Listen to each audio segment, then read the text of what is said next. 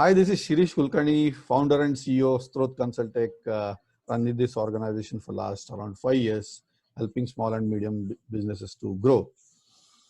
In this new concept called as Hatke, we're talking to various personalities, entrepreneurs, thought leaders, individuals who have done in a different space, innovation in a different space, have established some kind of Hatke or different models of success in various industries and have shown a way for everybody else to really look up to. And I have a great privilege to have Sunil Godbole, who has been, contributing greatly on to project management, program management in this change space, improvement space, as well. He has established his own venture into a completely different space, has been successful in there. And so we'll hear more and more about it from Sunil. But Sunil, it's a great privilege to have you on this platform. Thank you, Shirish, for a sweet introduction. Thank you. Wonderful. So Sunil, everybody is saying this is a challenging time.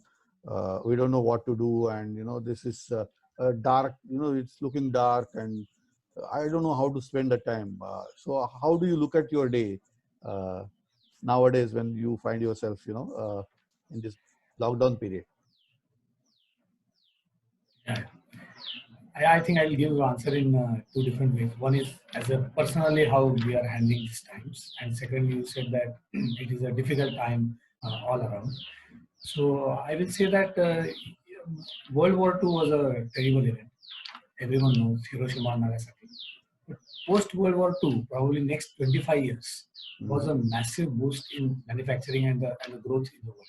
Okay, so one bad event and a sharp dip, and human creature is such that it bounces back with vengeance on something else. So I don't see why the same thing will not happen again. World War II lasted for many years, for 5 years, but then after that it was a different scenario. So yes, it's a blip, and I think it's going to be a very, very tough time. The real tough time is that those who have not adjusted to this new reality are going to face very tough times. And I always say that success is when preparation meets opportunity. So opportunity is something that all the marketing guys will keep talking about, but actually no one really knows what is going to be the tomorrow's opportunity. What you really know is that what you are going to prepare. So in this case, preparation means preparing yourself to adopt to this very big change. In fact, Prime Minister also spoke yesterday that this is going to be like a pre-World War and post-World War. So this is going to be the real challenge. Challenge is not outside; it's actually inside. That accepting this as a change. Now this change is going to touch each and everything. It's going to touch education. It's going to touch businesses. It's going to touch earnings of the people, and so on and so forth. So the same customer with whom you are working. Suppose I'm working as a consultant. You are working as a consultant. Somebody else is working to provide some goods. Somebody is working to provide hospitality and hotel and food and everything. Customer is remained same. They are still going to stay in this world, and we are probably, if this corona gets contained in time, we are going to see a few lakh of people perish from this earth. Rest of them are still going to continue on earth. So they had some requirements before corona. The real challenge is going to be that what are going to be their new requirements after corona. And I feel that the world will move to some of the old principles that we have learned in our childhood, like conserving things, efficiency, not wasting the things. So if you really see, a lot of people will say, oh, my earning has got hit. Now I have made some plans, and now I cannot go on touring, and how my kids will be getting educated and all these things. What will happen to my savings? But if you want to do business, if you really think that how my customer is going to become profitable, okay, how is he going to survive? So if you have something which makes him survive, makes him prosper, and add that value, I think this world is going to provide stupendous amount of new opportunities. They are not going to be old opportunities. You are not going to get a line just stretch and say that this is going to be the business 2 times, 3 times. Nobody really knows what is going to be the size of business. But everyone knows that capturing these customer requirements is really going to help. this is about the external world. For as an individual, if you really ask me, I am thoroughly enjoying this period. I think a lot of times in a lot of training, consulting, and a lot of senior management people always say that there is nothing like a clean slate. I'm sorry, clean slate, which means that if you are standing at this position right now, you have some advantages and disadvantages. You cannot say that no, let us start fresh and ऐसा कभी होता नहीं. But possibly these 2 or 3 months have actually given us a complete clean slate on our personal fronts, on our hobbies and opportunities that we have.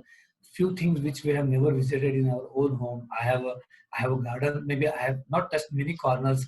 I am rediscovering my own terrace. Something like this. That something is happening on a very clean slate. Thinking about yourself, you normally don't get time to think about yourself. You're getting time to think about ourselves, and I feel that personally, to tackle any crisis, you need to be tough physically and mentally. So if you are preparing yourself just on these two things, I think it's really good enough. How much you can really add, people are attending this course, that course. I think they are just trying to again fill up their time, making a schedule, and fill up all 8 hours. Whether that is going to be really helpful, nobody really knows. But very few people are trying to look internally that how many things you actually have. Nothing has been used out of that. They were just lying. Just collect all of them together and see whether something new can happen out of it. That is how I'm enjoying this period actually. Super. I think what I heard is one is degree of acceptance of situation, both from personal as well as business point of view, where we know that this is where it is coming, and then we have accepted it. We have been ready to it. So one is degree of acceptance. Then eventually taking time, pause, kind of a reset. Looking at as as serious as a world war, and looping it further, thinking about what are the things that I can do further. There are a lot of opportunities, a lot of positivity, a lot of time. Time is money, and if we get a time where nothing is there, no binding is there, that there is no pull for us to go to office 8 hours, 10 hours to drive 1.5 hours up and down. I think it actually is a bliss of time that we get for ourselves, right? So taking it forward, talking about the businesses, anything and everything that happens in the business apart from the operations part is in the form of a project or eventually larger program, where we look at planning, we look at committing resources.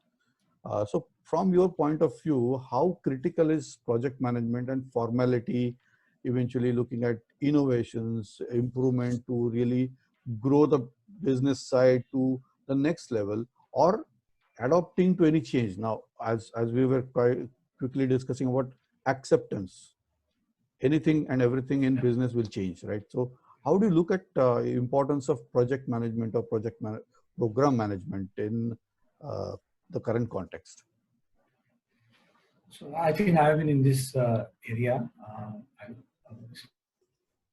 I have a lot of improvement projects which create change, and large-scale improvement projects, portfolios which prepare a large programs, and managing those programs is really a wonderful thing to see large-scale changes getting implemented. So results are always very nice to see. I will say it's an opportunity to convert. I mean, if you ask me if it's really required for business, the answer is yes. Everything is a project. So everything that you want to do. So it's actually a tool to convert your strategy to reality, or you can say your intention to implementation. Okay, it's eye to eye. So intention to implementation. So you have an intention and you keep saying that, oh, what ऐसा होना चाहिए, वैसा होना चाहिए, वो कैसा होना चाहिए? That is program management. And that is what you have to really visualize. So when you want to do certain thing, when a human wants to do certain thing, I want to run, or somebody had told me that if you want to smile, some 64 muscles on your face get activated. Okay, so that's why you need to smile. I don't know whether 64 is the right number or not. What it means is that when you want to do one thing, the 64 agencies are working simultaneously. Okay. So any project its project management is more attached to Microsoft projects and reviews and minutes of meeting, and I think that's where it doesn't happen exactly. It happens exactly outside that. So if you really want to convert something from intention to implementation, then I have generally followed a trilogy of buy-in, methodology, and then governance. And if you just see what are projects or programs that are being taken either by government or by municipalities or in your ward or in your schools, and they will fail in one of them. You leave one of them and your implementation is not complete. And you say that, okay, I thought something, but it has not happened in that because you have simply not spent time on each of that portion. Depending on where you want to implement that, the time distribution will certainly change. So in today's scenario, whenever you have a crisis, that crisis is a program. It's a crisis management is a big program. And today you see that a lot of initiatives are being rolled out. Some are successful, some are not successful. Prime Minister himself is coming on the television to ensure buy-in. So all that he's doing, a lot of people said why he's not giving actions what is to be done. That's a part of governance. First is the getting buy-in.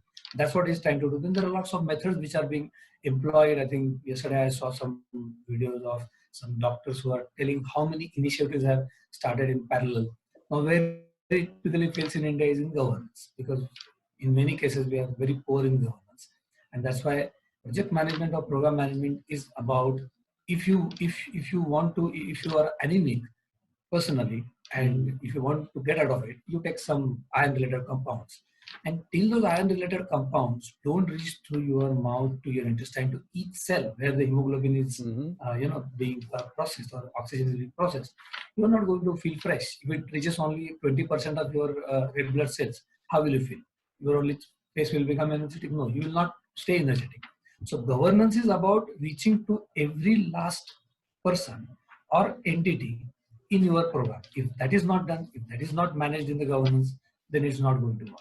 So I always say that at ward level, if somebody knows that I have 1 crore people in my ward, then is that program reaching to each and every person out of that 1 crore is the governance part of it. Mm-hmm. So these three are, I will say, in today's environment, far more critical as a program management and project management. This has got a huge implications as on date. Mm. This is a great concept to know about inception to implementation, right from, where you think about certain things to be done. And it could be in your business where you have a business idea, then you conceptualize, you weigh all the other parameters and roll it out in the form of commitment of what I will gain versus what I will invest, or what is the cost versus what is the return, right? ROI analysis. And then you get it implemented and you see a success and there is a smile on the face or lessons learned. I think that's the key to success. A great way that, you put this concept across. Now, thinking about project management, do you think organizations really require a formal training? Because if project management, if I look at an organization which is engineer to order, once you get an order, then they will create that design and then roll it out. Typically, a larger organization where you have focus on engineer to order kind of a model, where project management is very essential. But do you think in your preview, in your viewpoint, project management has to be taught formally as, various phases, scope management to risk management? Do you think those elements play a major role? Yeah, I think training and education definitely helps. How much training and how much education is something that you can always tune up your requirements. Mm-hmm. Because I always feel while doing consulting, what happens is over a period of time, you generate so much of wisdom, and then it's like whoever you meet, you want to download everything onto that person. Okay, that's what style you get generated. So I have always believed that if someone ask for a glass of water, don't throw him in a swimming tank just because you have the whole tank available. His thirst will neither be quenched. He will actually die because all the water will get into his respiratory system. Similarly, training is definitely required. How much training, that level wise, is what is to be decided. The reason for this is that if you are talking about management, program management, so the word management comes. So management is basically plan, do, check, and act. So if you have PDCA cycle working on that, everyone needs to know what is the standard that I'm required to stick. So if at a program level, if you have cost estimates, schedule estimates, there are interrelations of various activities. We know that yes, there is an interrelation that if the milk subah nahi late hai, so you don't get tea. That relation we know. But in the project management, you need to know that what is the effect of my action. Generally, it is said that if people know the implications of their actions, their behaviors, generally 99% people behaviors get tuned up. 1% people need different type of actions. 99 people who are God-fearing and law-fearing, if you tell them these are the consequences of your actions, they will generally help your organization. So you need to give them training to the extent that their role plug in into the overall program management. And this we have always done while rolling out the program. भले कितना भी छोटे level का बंदा हो, we will explain him the entire program and then individual roles in that program so that they know the larger picture. So that they can say that I am going to contribute to something which is going to happen like this. It is not my boss's wish or somebody's happening. In that sense, you need to open it up to more people. And then I always feel that in management, there are certain terminologies.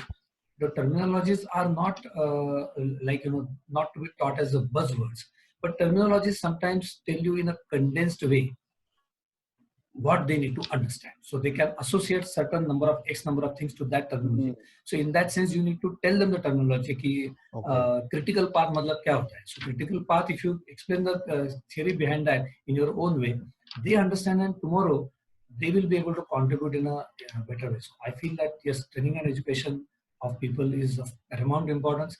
If you have any standard which you want to achieve, and if you are asking people to implement that standard to the perfection, without giving any training, I call it as an extortion. That means your target without method is almost like an extortion. So training is required.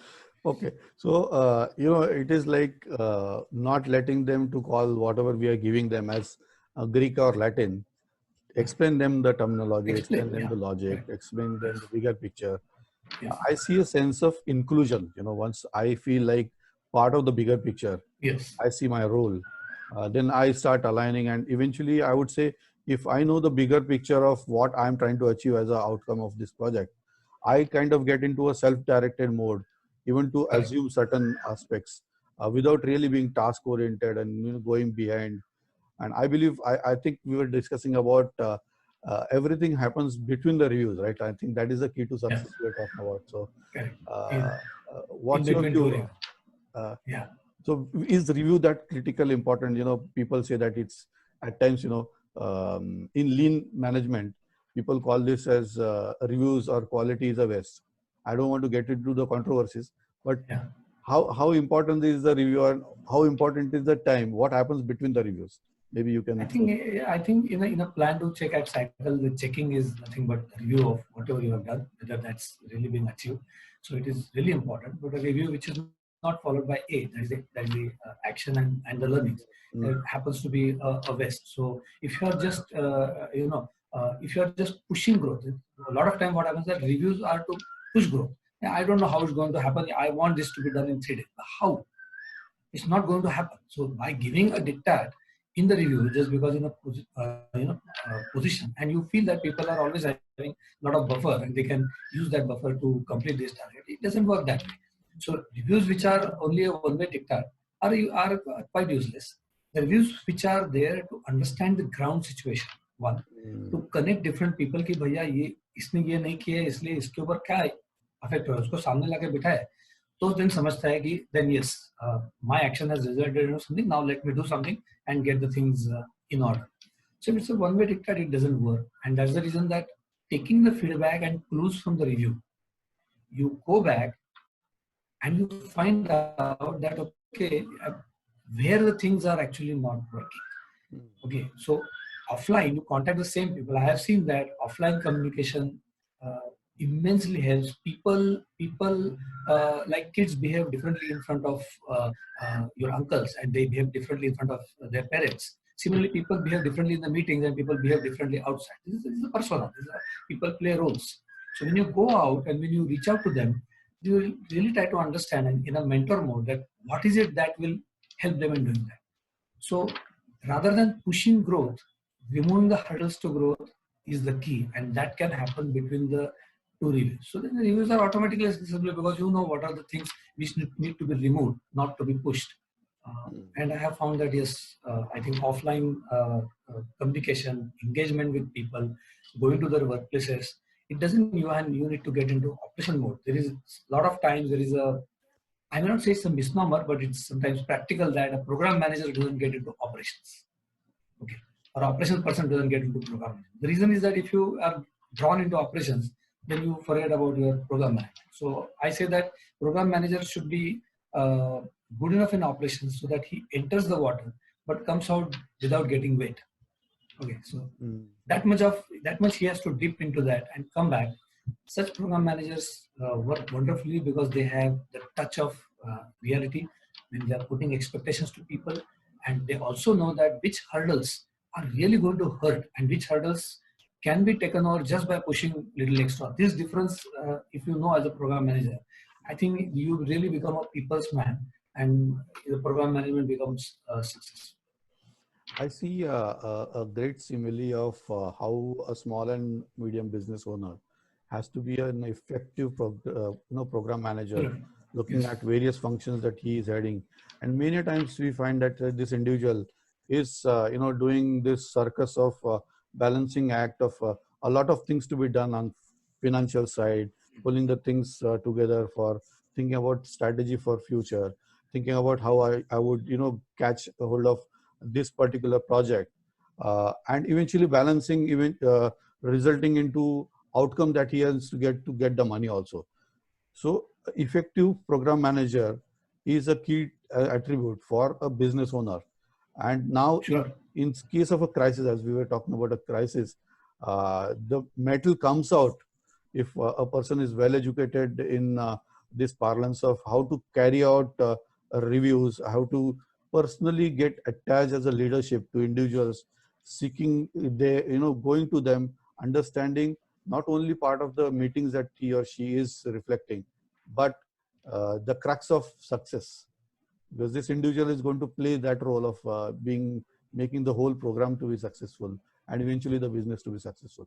I think In, this in in its Yeah, in a small and medium business, especially what happens is it's an owner-driven companies, and they have grown from a very small stage, and with a almost 100% control with them, they have grown to a certain point, and they have become big enough.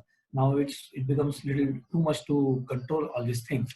So initially, whatever they used to think, they used to talk, and whatever they used to talk used to happen. So I will say from your mind to somebody's hands, this journey used to happen very quickly because there were less number of people who were 100% connected to you, and they would follow everything in letter and spirit. As the things become bigger, there are interactions, there are transmission losses, where there are unclarity of intentions, and that's where if after some stage that is crossed by these businesses, if they don't start converting their intentions into the components which are implementable, the engineering of those intentions, how the mind will reach the hands? Mind cannot be seen, hands can be seen. So then your output also cannot be seen if it is only in the mind. So far it doesn't reach to the hands. For this journey, he needs to be a program manager. And that's the reason I said that buying, methodology, and governance. These three aspects have to be built into his business logic so that he knows where buying is required. If buying is not required directly, you can get into the methodology and you can start driving it. Something like where buying is required, maybe you push more efforts on buying, and methodology is obvious, so people take it forward. So that's the way they have to really. wonderful. We were talking about this Hatke concept composing of H for health, A for attitude, T for technology, K for knowledge, and E for engagement. I see a tenets of even project or a business health. We had been talking about health of an individual or health of a business. getting reflected as a projects, number of projects running together for various dashboards that you have. In the form of attitude where you have to be inclusive. You're talking about, Yes. taking their views, going to their places where you talk to them and make them comfortable, include them in the whole process.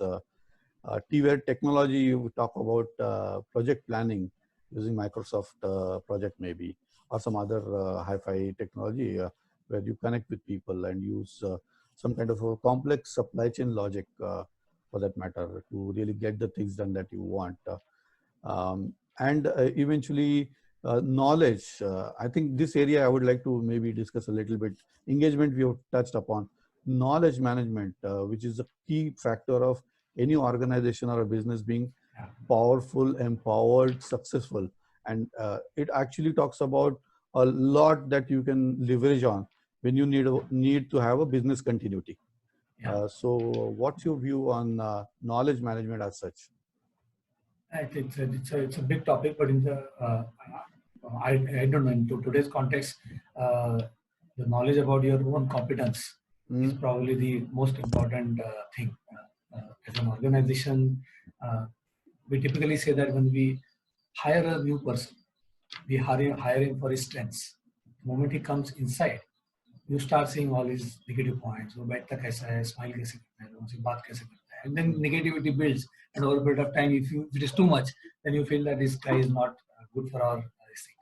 Similarly, for the businesses also, it happens that you somehow I feel that it's a very natural instinct of every human being. When we used to talk about Kaizen, small improvements, we used to say that if at some workplace somebody has done a small improvement, and an owner is walking through the owner, for the matter, anybody, I'm just taking case of owner because you said small businesses, is walking through the workplaces. Will he notice the small change which has been done on a table, or will he notice that some ink has fallen on a table and the table is looking shabby?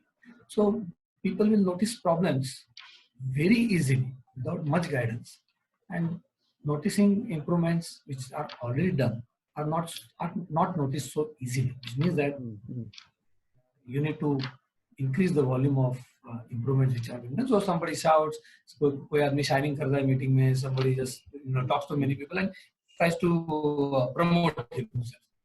But because of this, as an attitude or as a personal attitude, you can say, and also the way reviews are done that we spoke about, we actually start feeling that यार लोग काम ही नहीं करते, people just don't work in the company. We start losing what is the real competence of our business, and if tomorrow if there is a real problem, how the same people can tackle it.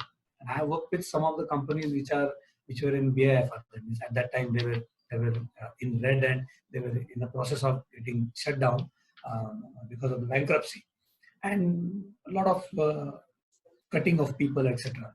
So some people left the organization.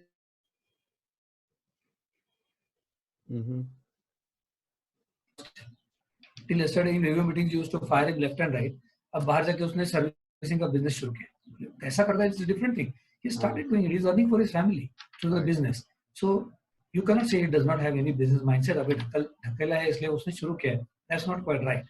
So possibly you do not know the strengths in people, strengths of your company. I think today it's important, as far as knowledge is concerned, to understand your own strengths, however small they are. And again, why they don't come is because what methodology I just explained. A lot of problem-solving methodologies we take up in different companies. As a consultant, I work with more than 1,000 teams, and every time I feel that people start with a statement that this problem cannot be resolved, or these goals are not achievable. But when you work with people in a systematic way, they start seeing that yes, it is very much possible. So your own people have this underlying strength, which makes it happen. So then there are so many different types of methodologies, and they have been stamped as Six Sigma, Lean, or whatever program management they have been stamped. And something is last 20 years, something is last 40 years, something last 100 years. But seriously, I'll tell you that there was one methodology which was thousands of years ago, was documented in our scriptures. Typically in the old days, when the guru के आश्रम से जब बंदा निकलता था training करके, so Guru used to tell him कि सत्यम वद धर्मम चर स्वाध्यात्मा प्रमद. So Satya, Dharma and Swadhyaya. So that is nothing but work with facts. That is Satya. Dharma is code of conduct, follow a particular procedure. And Swadhyaya means after procedure, if you just take that data and presenting it in the review, you are a statistician, you are an academician. Swadhyaya is a self-analysis. If you do these three things and then you are in the review, then I think your organization can just keep learning. That's all. You don't need to do any other trial and do this. So through this process, you need to really learn about people, because we will be needing different people to tackle different type of challenges, and that's how we need to manage the knowledge of the company, knowledge about the company today. Wonderful. I think nicely put, where even the scriptures are talking about certain aspects of project management. We might not think about review, how we get back the knowledge, how we have to be particular about certain things. Also, you mentioned about cold plating, which is an important dimension, maybe a while back, where we give exactly what the customer wants and don't kind of sugarcoat it or give it more than what he or she wants. So I think that's a important dimension. Now, moving from this world where, project management manager has to be extremely strict. He or she has to be, always looking at finding maybe things wrong. I will not call it faults. People might call him as he or her as faults.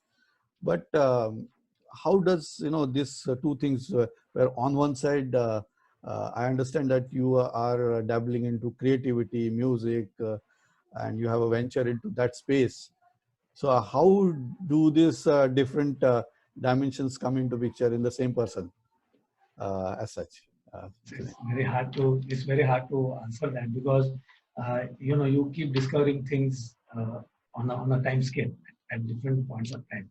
You keep doing certain things at some point of time, and I always say that it's very difficult to explain something, especially when causes and effects are separated in space and time. Okay, so if something was a cause which has happened at some point of time or at some other place, and now the effect is in somewhere else. But I think the one person has got different personalities. That's what I feel. Every person has got different attributes within himself and waiting to be explored. And one attribute typically helps that. So you have typically like a bear. You have different components, and you mix some particular component, and you get one type of output. You again connect something different, you get another type of output. They all complement each other. And if there is any negative point, that also will be present in all of them simultaneously. Unless you remove it, it will not go. So I typically call it as a kind of a convergence, that you have different things available, either already available with you, you don't know, or you have not used them, and then they come together to deliver a particular product. I think I remember Steve Jobs was being asked that how come you have gone this kind of a disruptive methodology and all these things. So I think what answer I remember from me is that there were different technologies which were being worked on, not by me, somebody else. The touchscreen technologies and internet technologies and applications and different kind of operating systems. They were all coming up. What my team has done is the convergence of these technologies. So convergence creates a completely different product. And that's why we actually need to know what all we have to converge.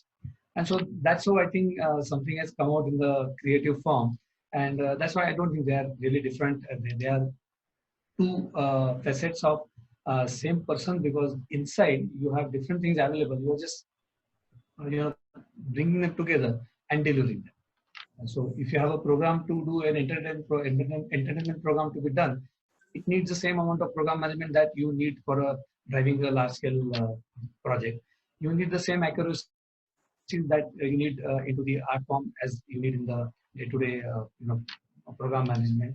You need the same empathy for the details at both places. So the viewpoint is same.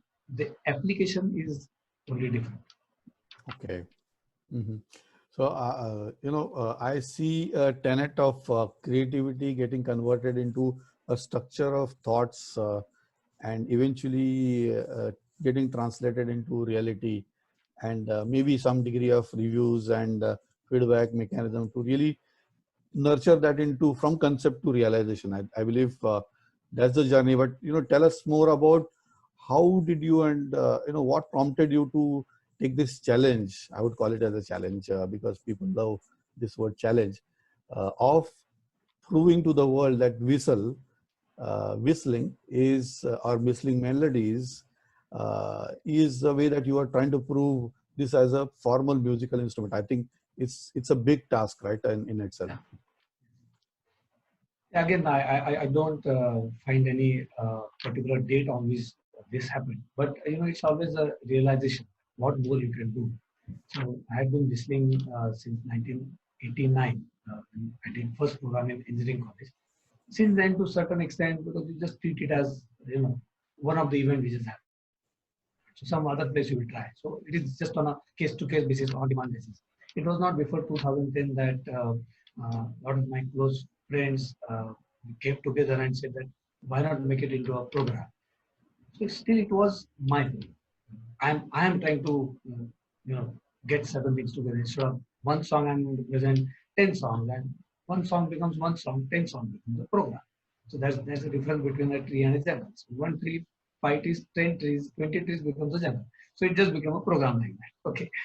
So the thing is, as I told you, that as you engage into this activity, if you make it into a tick mark kind of an activity, a lot of times this is bucket list is a very popular word, which actually I quite hate because it happens to be a tick mark activity without the real engagement into it. It can so happen. I am not saying it will happen with everyone. So when I started getting engaged with this activity, you have an audience for a musical program. You also have an audience for the training program, which I think I have done so many training programs in my tenure. So both places you have a audiences. They are the people for whom you are doing it, but initially your feeling is that I am doing the program. Then over a period of time, as I discussed this with the audiences, they were so happy with the tone of the whistle, and it hit them so hard, which was beyond my understanding of what I am doing. And that's exactly what I'm trying to propose. That you may be doing certain things, but how people are perceiving where it has actually reached, it has not reached their ears. Many times it has reached straight up to their hearts. And they were so happy. I got certain very emotional feedbacks about the program. Then I found that actually the last 20 years I have been doing it, so I'm quite happy. I'm on the stage, I feel self-esteem goes up by one notch. So many people clap for every song that it goes one notch further. But when you actually see that 60 people, 100 people are extremely happy after the program, and those 2 hours were worth of their life, then I think it gives a completely different one. So I always say that multiplication of happiness. First I was happy, and then people were happy. Mm-hmm. And then I was happy again to see people happy. So one event has created 3 times the happiness. So this was one route that we started developing. So just spreading happiness, just give whatever best you can do, just keep doing it. Then over a period of time, we understood that people used to say that yes, we can actually listen to the words that are coming out of whistling, and it actually sounds like a different tone completely. So we thought that actually it means that although it is coming from the body, it's the instrument. The body itself is an instrument, and it can present itself in that particular way. So instrument, musical instrument means generally whatever is not words, all other things are called as instrument. Okay, but unfortunately, this is coming from mouth, so people mistake it for vocal. It's not actually vocal because it comes from a different place. Whistle comes from a different place. It uses different organs than the voice. So then we thought that actually it's a musical instrument.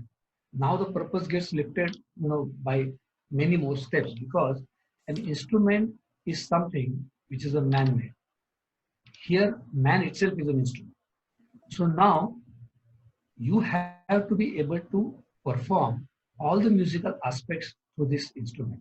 Then only you can claim that it can be presented as an instrument. So that gave us a next level challenge, saying that in our program we say that classical to cabaret, all the emotions can be actually be presented in that.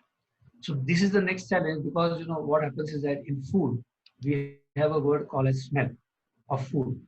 We have a word called as the taste of food. But when both of them come together, that's how we eat. We smell it and we eat it also. And then we say, Swad bahut acha hai. Swad. Swad is neither taste nor smell. It is the combination of taste and smell. Okay. That's what becomes the swad, and that's why you like the food. Similarly, in a musical program, sur is like a test. It's a hard fact. There is a physics behind it.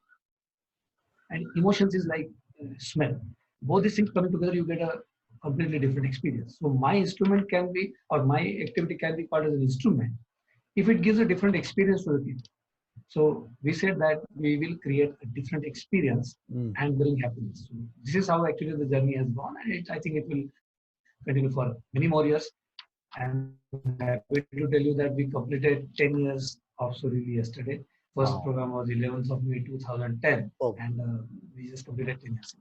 And how many programs have been, Around 90 plus programs I have done, formal programs. Wow. Small presentations I'm not picking into it.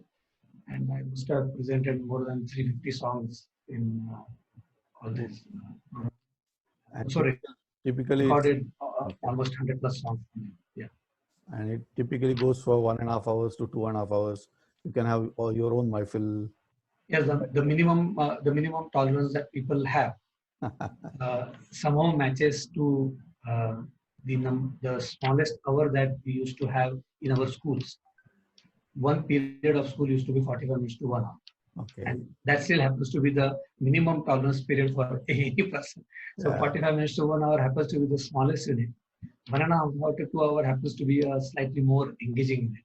And Right. 3 hours is like a full width of program where you can show all the shades, all the things. Small programs are typically theme driven. Large programs are to show the entire width of emotions and genres that you can actually present.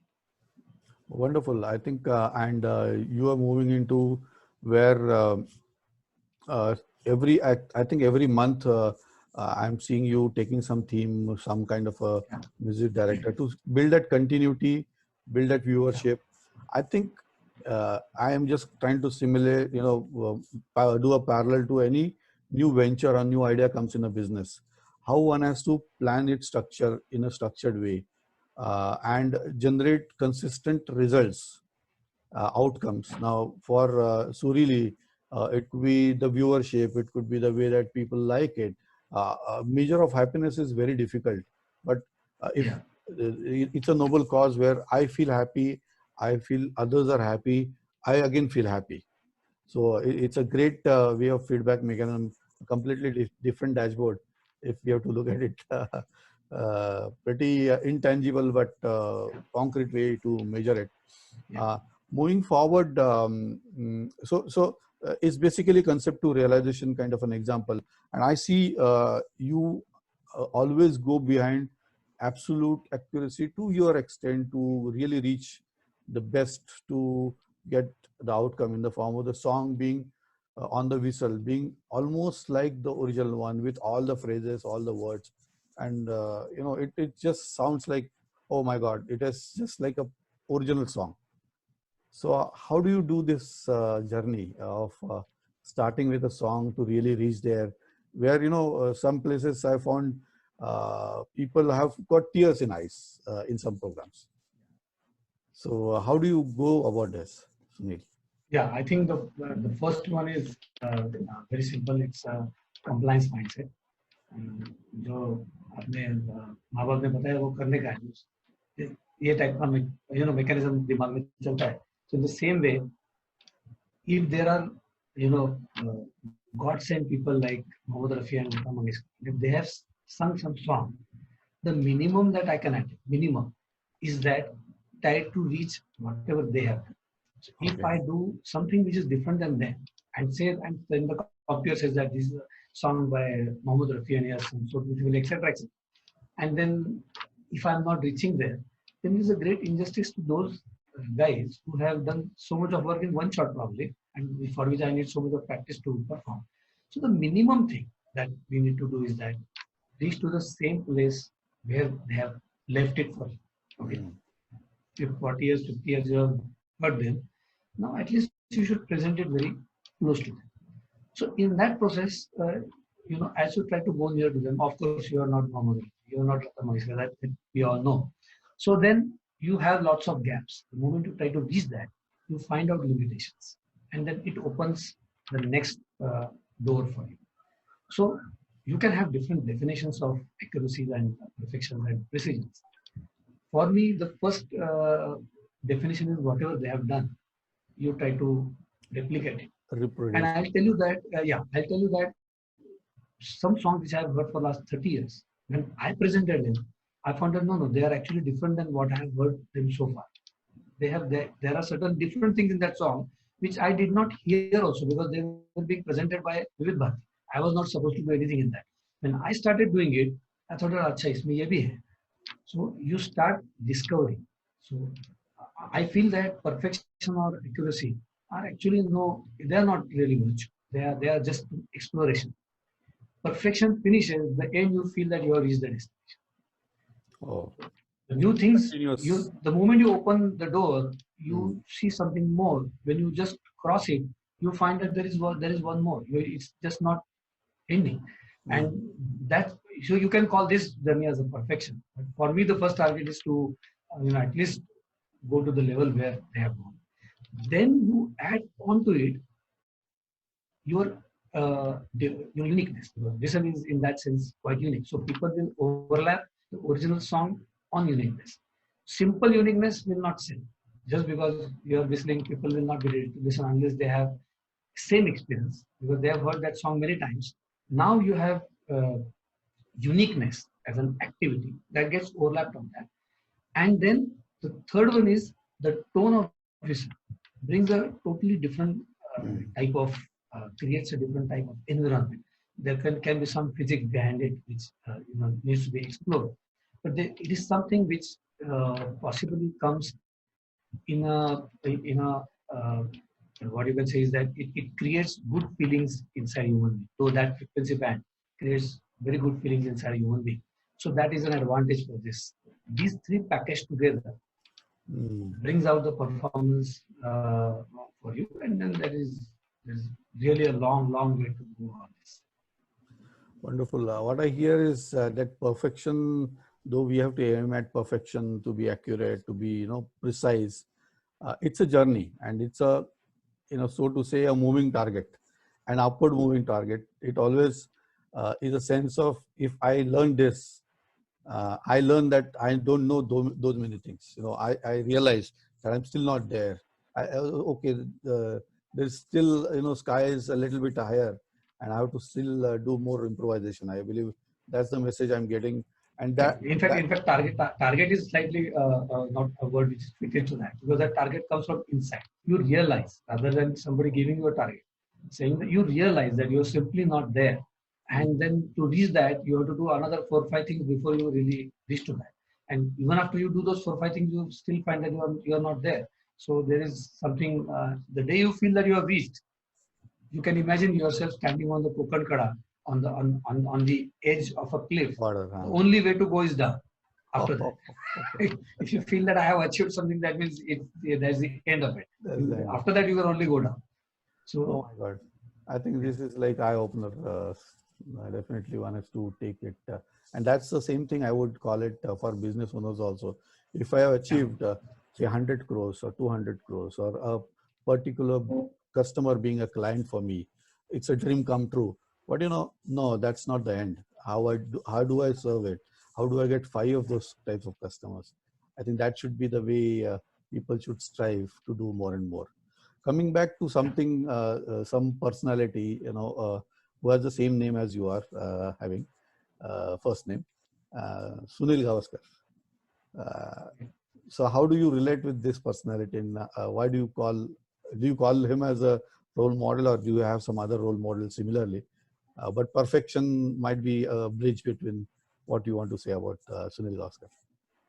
I don't know. Maybe when he came to play cricket, that was around the time when I was born also. So maybe my parents might, at that time, like later on, last 20 years, Saurabh is a popular name because of Saurabh Ganguly. So Sunil might be a name at that time. They might have given this name. Apart from that, we don't have anything really in common. But yes, I really admire him. and for the way he carries, and I think he has been my uh, role model. There are many role models. He is definitely one of them, whom you can really look into. The kind of detailing he would have in his mind while he plays cricket is something that is worth for. There are many instances which in this interview maybe not be able to cover. But important thing is that the layers of detailing that you have in your mind when you are presenting something is really important. What people see is only the end of it. You may have 5, 6 levels of details behind, and that person has got those details. And you can see that through his commentary that he makes. He retired in 86, 87. Today we are at 2020.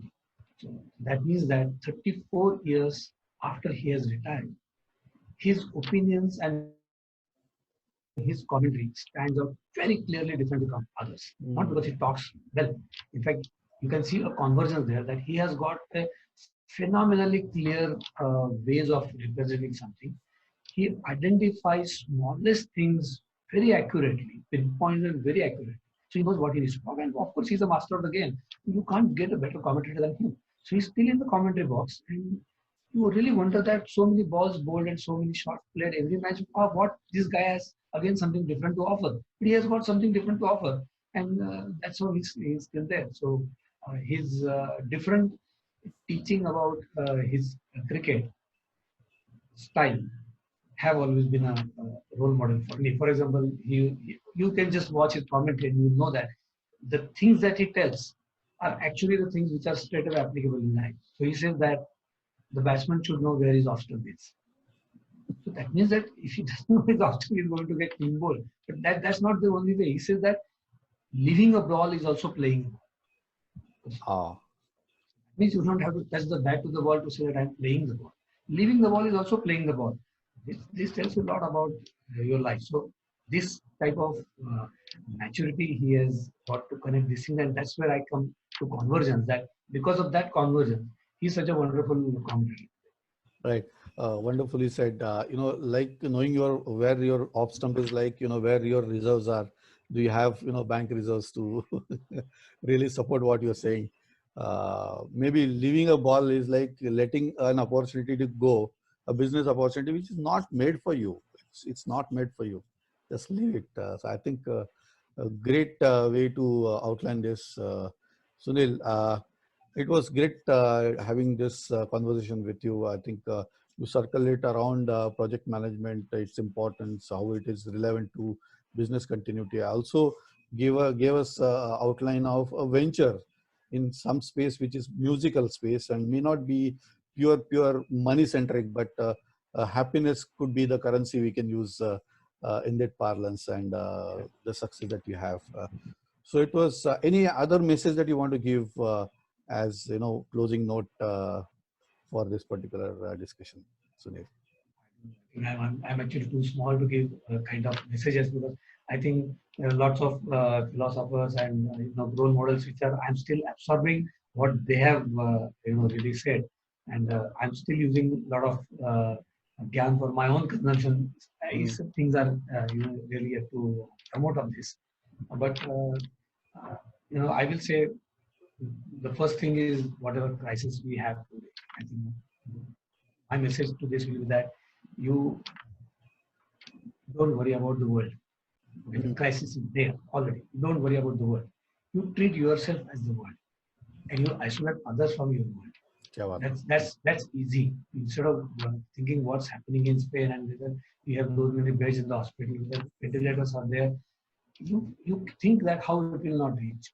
If it doesn't reach you, then you have many more years left for you to contribute to this world. And that's the minimum selfish thought you can carry. That if you want to add value to the world, you need to protect yourself. And I hope that you can become little paranoid because you simply do not know how much risks. Really, I still really don't think that many people really know that what kind of risks are being carried by this. So becoming a little paranoid is sometimes okay when you don't know anything. It's you need to protect yourself. And second thought will be what the way you start the session is that I think it's time to discover yourself. in this lean time. And based on the estimates which are being made by experts, I think you're going to get a lot more time to discover yourself. It looks like that you are going to get much more time, because even after everything starts, nothing will start for you, because people will be still placing their house in order before they start reaching you. So that gives you some, more time, valuable time to reach to work. I think those are the two, if you can call them as messages. Those are the parting shots I can make. Right. I think that was very nicely put as a state drive in those two messages, I would call that. So Sunil, it had been a pleasure talking to you. I think it's like revealing a personality which is a straight face, but behind that is a creative person, a person who is dabbled into a lot of larger projects, giving that as a responsible kind of a guidance for small and medium businesses owner to run their empire as sets of projects. I think it had been really wonderful, Sunil, to have you with us. I think it's always wonderful to talk to you, and always learning from you also. And I think these questions are also quite learning, because you start thinking, what's the real answer behind it? So in that sense, it was very lovely to talk to you. Wonderful. So great to have you. We all wish you great success in whatever you take up. Let it be a consulting engagement or any kind of a venture that you take. Great wishes for Surili. I'm sure that it is already making whistling as an established art and art form, as well as a musical instrument. Great success at, we are wishing you all the success that you need to have, Sunil. Thank you, Shiva. Thank you so much. I will close the interview. Thank you. Business कोई भी हो, success की नींव हम रखते हैं। बुलंदियों को छूने की आपके अरमानों की उम्मीद जगाती जोत है, हर सपनों का हम स्रोत है। सही स्ट्रेटेजी, परफेक्ट डिसीजन मेकिंग और बिजनेस ग्रोथ के लिए हम आपके साथ कंधे से कंधा मिलाकर आपकी स्वप्न पूर्ति करते हैं। स्त्रोत कंसल्टेक, सिनर्जाइजिंग ट्रांसफॉर्मेशन।